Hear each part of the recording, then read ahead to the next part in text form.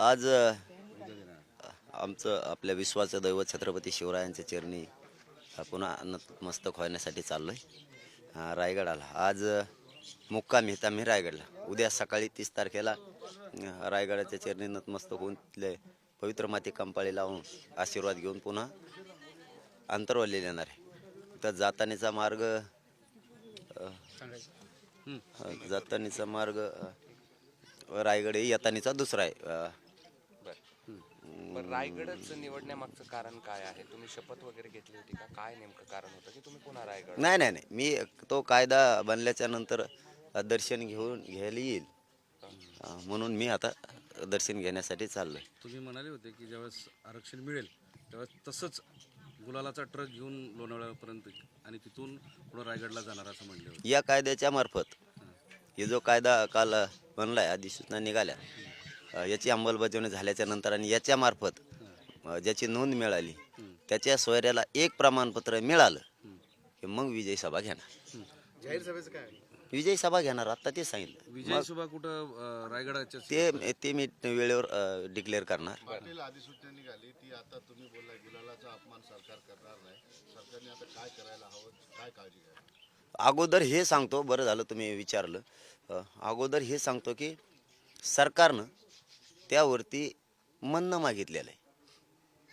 15 दिवसाचा वेळ आहे म्हणणं देणाऱ्यांना. मराठ्यांच्या महाराष्ट्रातल्या बांधवांना सांगतोय, माझं असं म्हणणं आहे आणि विनंतीसुद्धा आहे सगळ्यांना, जे अभ्यासक आहेत आरक्षणाचे, जे तज्ज्ञ आहेत, ज्यांना आरक्षणाच्या कायद्याबद्दलची, घटनेच्या कायद्याबद्दलची माहिती आहे, घटना अभ्यासक आहेत आणि कायदा अभ्यासक आहेत, ज्यांना आरक्षणाच्या बाबतचे बारीक खचखाळगे माहिती आहेत, या सगळ्यांना विनंती की तुमचं म्हणणं तिथं मांडा. हा जो सगळ्या सोयऱ्यांचा आता कायदा बनतोय, इथं तुमचं म्हणणं 15 दिवसात तिथं मांडा.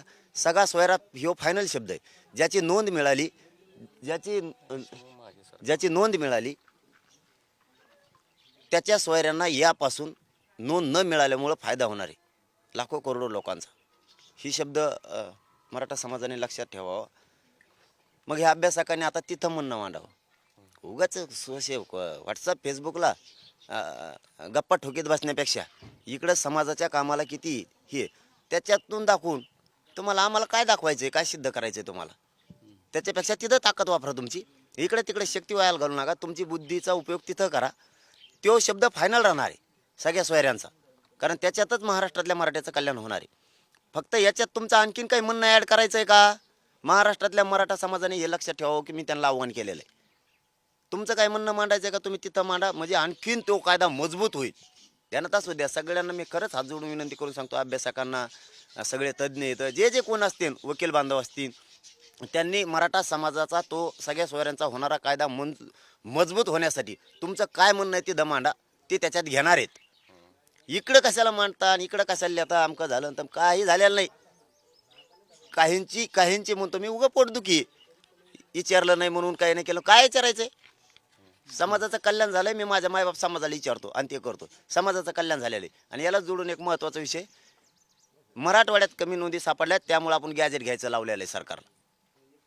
त्याचबरोबर मुंबई गव्हर्नमेंटचं सुद्धा गॅजेट घ्यायचं सांगितलंय. 1902चे सुद्धा जे पुरावे ते सुद्धा घ्यायचे सांगितलेत. सातारा संस्थांचे सांगितले. विशेष करून मराठवाड्यातल्या मराठ्यांना सांगतो, कोणालाही टेन्शन घ्यायची गरज नाही. मी आहे तोवर कोणी टेन्शन घ्यायचं नाही. एकही मराठवाड्यातला मराठा राहणार नाही, हे शब्द मी तुम्हाला आज देतो. एक सुद्धा राहणार नाही. एक आक्षेप असा घेतात छगन जसं तुम्ही म्हणताय की सजेशन तुम्ही सुचवा, तसेच 15 दिवसात त्याच्यावर ऑब्जेक्शन पण येऊ शकतात. काल छगन भुजबळांकडे बैठक झाली, सर्व ओबीसी नेते. त्याच्यात एक मिनिट, त्याचं त्यांचा धंदाच येतो त्याचा. कोणाचं चांगलं व्हायला लागलं की त्यांच्या अन्नात माती घालायची. त्यामुळे काही होणार नाही त्या कायद्याला. त्याचे राजपत्रित अधिसूचना निघालेल्या आहेत. काहीच होऊ शकत नाही आता, काहीच नाही. हरकती घेतील ठीक आहे, परंतु त्याच्यात त्यांना एवढं तरी डोकं पाहिजे बैठक घेणाराला. मराठ्यांची नियत चांगली आहे, त्याच्यात ओबीसी बांधवांचा सुद्धा फायदा झाला पाहिजे. त्यांच्या सगळ्या सोयऱ्यांना नसेल तर त्या मार्फत द्या. इतकी नियत साफ आहे आमची. तुमच्यासारखी अशी लोकांच्या अन्नात माती घालणारी नियत आमची नाही आहे. काल बैठक झाली या सगळ्या ओबीसी नेत्यांची. त्यांनी 3 ठराव संमत केलेत. एक पहिला ठराव आहे, सरकारने मराठा आरक्षणाबाबत सगळे सोयरे काढला मसुदा रद्द करण्यात यावा. त्याचबरोबर शिंदे समिती असंवैधानिक कुणबी प्रमाणपत्राला स्थगिती देण्यात यावी. त्याचबरोबर राज्य मागासवर्गीय आयोग आणि शिंदे समिती पूर्णतः रद्द करावी. काहीच होणार नाही. मराठ्यांनी टेन्शन घ्यायचं नाही.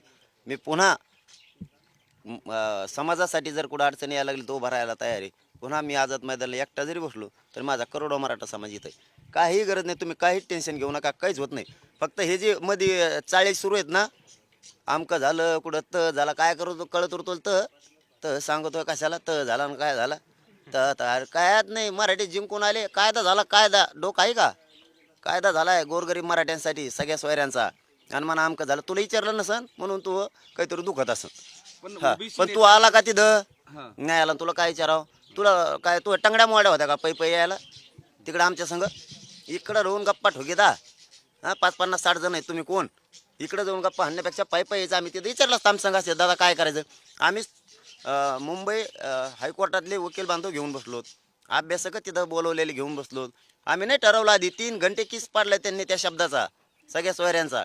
आणि मग 3 वाजता सांगितलं आम्ही ठीक आहे. ते म्हणले काय होत नाही याला. तसंच तुमचं म्हणणं आता इकडं मागं मांडण्यापेक्षा आणखी ना चान्स आहे. बघा आता शेवटची तुम्हाला हात जोडून विनंती, तू मागं मांडण्यापेक्षा सोशल मीडियाला उगाच शायनिंग मारण्यापेक्षा लोकात गैरसमज पसरण्यात लोकात तर होतच नाही गैरसमज तुमच्याबद्दल, लोकांना माहिती सगळं. पण तरी बी तुम्हाला विनंती माझी सगळ्या अभ्यासकांना, सगळ्या तज्ज्ञांना, वकील बांधवांना, जे अभ्यासक असतील त्यांनी आपलं म्हणणं ताकदीनं तिथं मांडावं. त्यांनी त्याच्यावरती हरकती मागितल्यात. तुम्ही असं म्हणणं मांडा सगळ्या सोयऱ्यांच्या बाबत की मराठ्यांच्या गोरगरिबाच्या पोराचं कल्याण झालं पाहिजे आणि कायदा मजबूत झाला पाहिजे. हे ताकदीने ही हात जोडून विनंती. तुम्हाला म्हणजे विरोधात बोलत नाही तुमच्या किंवा तुम्हाला याला तुमच्या जिव्हारी लागण असं नाही बोलत. हात जोडून मुलगा म्हणून सांगतोय तुम्हाला, तुमची काय शक्ती असेल ना आता तिथं मांडणं मांडा, म्हणजे कायदा मजबूत होईल. कायदा तर आता मराठ्यांनी पारित केलायच, बनवलायच. आता फक्त तो मजबूत होण्यासाठी मांडा. आणि विशेष करून पुन्हा एकदा तो शब्द, मराठवाड्यातला एकही मराठा राहणार नाही, त्याची पुरेपूर काळजी घेणे. एक काय बी मराठवाड्यातल्या मराठ्यावर अन्याय होणार नाही, हे हा शब्द आहे. त्यामुळे तुम्ही टेन्शन फ्री राहा. कोणीच कसलं टेन्शन घेऊ नका. नोंदी नाही सापडले तर टेन्शन घेऊ नका. नाही, ओबीसी नेत्यांचा विरोध अधिक वाढत चाललेला आहे. आणि दुसरं ओबीसी समाजाला असं वाटायला लागलेलं आहे की आपल्यावर अन्याय झालेला आहे. आणि आमच्यावर इतके दिवस झाला तवा आम्ही आरक्षणात असून 54 लाख नोंदी सापडल्यात. मी आता 1000 विचारले, मीडियाच्या बांधवातून सुद्धा विचारले, नव्या आहेत का जुन्या आहेत सांगा सरकारनं. सांगितलं कोणचे आहेत? नाही अहो त्यांनी तर नाहीच सांगितलं. मग आम्हीच अंदाजा काय लावलाय, शक्यता काय असते. शक्यतो त्यांनी वितरित केलेत 39 लाख प्रमाणपत्र, याचा अर्थ नवेच आहेत. माझं फक्त पुन्हा तेच म्हणणं आहे, मराठवाड्यात गॅजेट लावायचे का, काय करायचंय, कसं करायचंय. 1884ची जनगणना आहे ती लावायची, हैदराबादचे पुरावे घ्यायचे. आणखीन समिती 2 महिने मराठवाड्यात काम करणार आहे, आणखीन 2 महिने. म्हणून मराठा बांधवांनी सायलेंट टेन्शन फ्री राहा. माझ्यावर विश्वास आहे ना, तुमचा विश्वासघात नाही होऊन द्याला. फक्त मराठवाड्यातल्या मराठ्यांनी कुणी काही गैरसमज पसरला, आपल्याला काय मिळालं आणि काय झालं सगळ्या महाराष्ट्राला मिळालंय आणि मराठवाड्यात सुद्धा कच्चून मिळणार आहे. टेन्शन घेऊ नका, तुमची ताकद वाजवणार, एकजूट राहा. काही नोंदी अशा सापडलेल्या आहेत, विशेषतः बीड, काही जणांनी फोन करून सांगितलंय की बीड जिल्ह्यामध्ये नोंदी सापडल्यात त्या मोडी लिपीमध्ये आहेत. पण ज्या मोडी लिपी अभ्यासकांनी सरकारचे जे होते त्यांनी आडनावाच्या जागी काहीतरी अस्पष्ट असे शब्द दिलेत. पण तेच दुसरे विद्यापीठाचे जे मोडी लिपीकार आहेत ते असं म्हणतात की सगळं स्पष्ट दिसतंय, आडनाव पण दिसत आहेत, पण हेतुपुरस्सर ते आडनाव टाकले गेले नाहीत आणि तसं काही पुरावे दिलेले आहेत. पाटील त्याला जोडून टाकतंय की अनेक हजारो नावं डबल नावं आहेत आणि अनेक आता सुद्धा बरेच अर्ज होत आहेत, त्यांना काय आव्हान करतात? सगळ्या बांधवांना अगोदरचं यांचं महत्त्वाचं आहे की मी सांगतोय सरकारला आणि मुख्यमंत्री साहेबांसुद्धा असे प्रकार जसे मागं होत होते तसे त्यांनी काही कमी केलेत. विभागीय आयुक्त साहेबांना सुद्धा माझी आज विनंती आहे की तशा अधिकाऱ्यांनी केलं असेल तर त्यांना मागं केलेले जसे कामावून कमी केले त्यांना काही ना आणखीन कामावून कमी करा. आणि बीड जिल्ह्यासह महाराष्ट्रात आणि मराठवाड्यात ज्या नोंदी सापडल्या असतात अशा ते पुऱ्या ग्राह्य धरा. कारण काहीच्या ठिकाणी नुसत्या रेषासुद्धा वडलेले आहेत, ते वर कुणबिलेलं आहे, खाली कुणबिलेलं, मध्ये रेषा वडल्यात, ते सुद्धा सगळे कुणबी म्हणून धरा. आणि तुमच्या ज्या तालुका स्तरावर तुम्ही समित्या नेमल्यात, या समित्यांना प्रत्यक्ष काम करायला लावा. आता म्हणजे आजपासूनच, आज सोमवार आहे, आता आजपासून वर्किंग डे सुरू झाला. तुम्ही पहिलं त्या समित्या ॲक्टिव्ह करा सगळ्या. मी तसं मुख्यमंत्री साहेबांना आज बोलणार आहे, कालही सांगितलं होतं, आजही बोलणार आहे. दोनही उपमुख्यमंत्र्यांसुद्धा मी स्वतःहून सांगणार आहे आता आजपर्यंत नाही सांगितलं, पण आता स्वतःहून सांगणार आहे की त्या समित्या ज्या गठीत केल्या त्यांना ताकदीनं कामाला लावा. मराठवाड्यातल्या नोंदी आणि मराठवाड्यातल्या असणाऱ्या अडचणी सोडवा. काही ठिकाणी जळीत झालेले, त्या ठिकाणीचा प्रकार तुम्हाला शेजारच्या गावात सापडलेल्या नोंदी त्याच्या आधारावरच त्या गावाला द्या. आता नोंद त्यांच्या जळाला रेकॉर्ड मांडल्यानंतर त्यांनी काय मारायचं आहे का? आणि सगळ्या सोयऱ्यांची अंमलबजावणी तातडीनं आता लगेच त्याचे सुरू करा, ही पण विनंती आहे. बरं, 1 तारखेला ओबीसीच्या वतीनं महाराष्ट्रभर आंदोलन करण्यात येणार आहे. खासदार आमदारांच्या घरासमोर या ठिकाणी आंदोलन करण्याचं त्यांनी ठरवलं. चांगलं आहे ना, मग करू द्या ना. मग थोडीच परवानगी लागणार आहे त्यांना, करा म्हणा. का करायचे तुम्हाला? आपण कुठं त्यांना विरोधी लोकशाहीचा अधिकारी, ते आम्हाला आरक्षण मिळावं म्हणून करत असते. ते ओबीसीला आम्हाला मराठ्यांना आरक्षण मिळावं म्हणून करत असते. कारण तुम्ही पण ओबीसीच आहेत. मग कोण आहे? पण ही राजकीय दृष्टिकोनातून आता विरोध होतो, व्हाय ना, मग सामाजिक काय विरोध दिसतो का नाही? आम्ही खंबीर आहेत, सामान्य मराठी.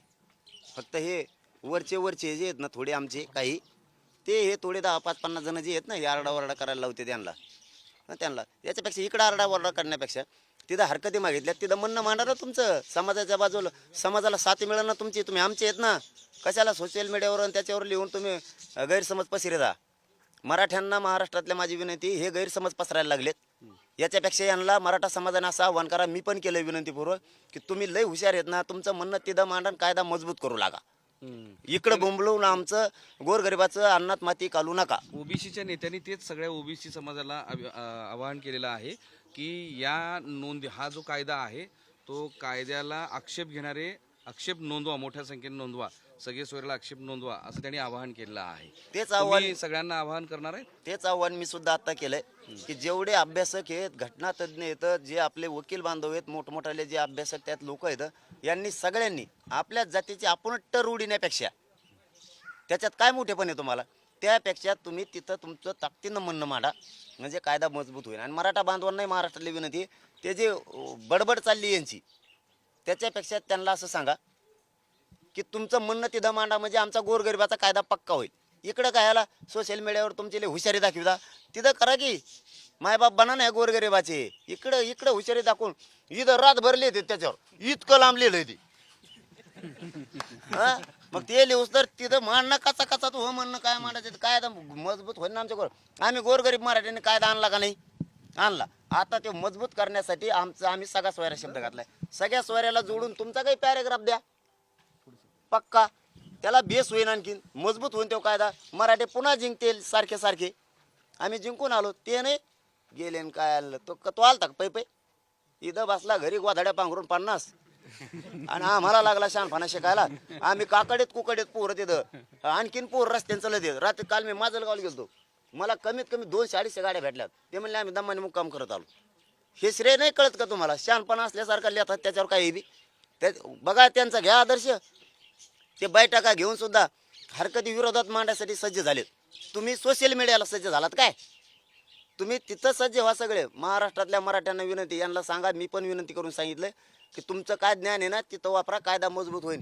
इकडे सोशल मीडियावर वापरून वाटोळं करू नका, अन्नात माती घालू नका. धन्यवाद.